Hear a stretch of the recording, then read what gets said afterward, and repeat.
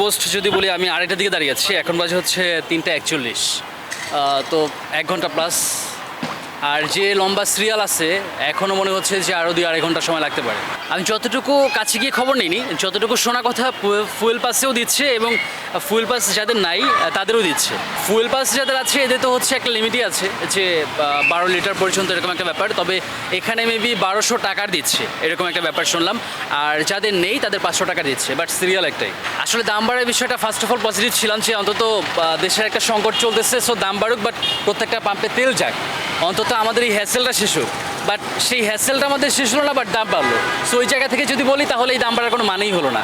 যদি এলাকার পাম্পগুলো থেকে শুরু করে সব জায়গায় তেল যেত তাহলে এই দাম বাড়াটা সার্থক হতো, বিকজ সব জায়গায় বাড়তেছে। সো আমাদের এখনও বাড়ছে, বাট আমাদের হ্যাসেলটা কমে গেছে।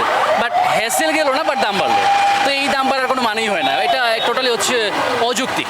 ওই যে কথায় আছে কান নিয়ে গেছে চিলে, সো কানে হাত না দিয়ে আমরা চিলের পিছনে দৌড়াই। ব্যাপারটা হচ্ছে এমন।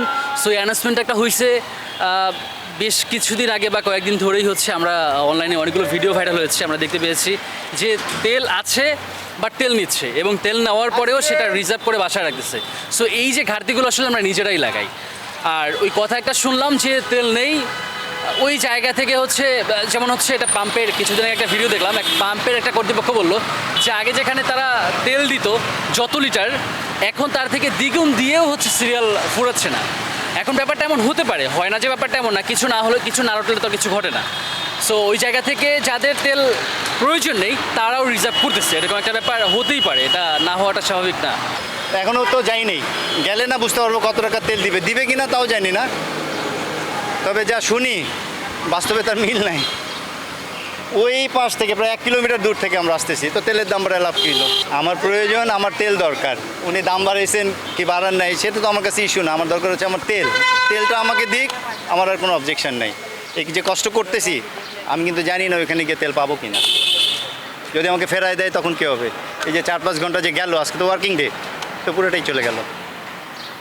বুঝতে পারছেন? বেসিক্যালি সরকারের উচিত জনগণের ভোগান্তি কমানো। এটা খুব কষ্টদায়ক।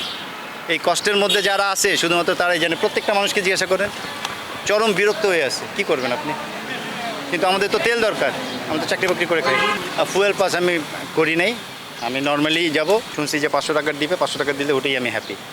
দরকার হলে 2 দিন পরে আবার দাঁড়ায় যাব, কিন্তু তেলটা দিক, কারণ আমরা তো চাকরি বাকরি করে খাই। কারণ আমরা যারা বাইকার্স, এটা কিন্তু কেউ কিন্তু এমনি যায় না। আমার টাঙ্কিতে মানে রিজার্ভ সহ আমার আছে 14 লিটার। এই 14 লিটার তেল আমি কি করব? আমার বাইক চালানো ছাড়া, আমার অফিসে যাওয়া ছাড়া, কাজ করা ছাড়া আর অন্য কোনো কাজ নাই। বাইকার যারা, তাদের মধ্যে একজনও কিন্তু ডিসঅনেস্ট পাবেন না, প্রত্যেকেই অনেস্ট এবং প্রত্যেকের প্রয়োজন আছে দেখেই যাচ্ছে। কেউ কিন্তু ওই যে তেল নিয়ে রিজার্ভ করবো, এই ধরনের কোনো ইন্টেনশন কারোর মধ্যে নাই। তাই আমি প্রত্যেকের সাথে কথা বলছি। এখানে আমরা যতজন আছি এখন আমরা কিন্তু একটা ফ্যামিলির মতো হয়ে দাঁড়াইছি। দেখেন সবাই আমরা গল্প করতেছি, এই করতেছি, কারণ কী করবেন, আমরা তো পরিস্থিতির শিকার।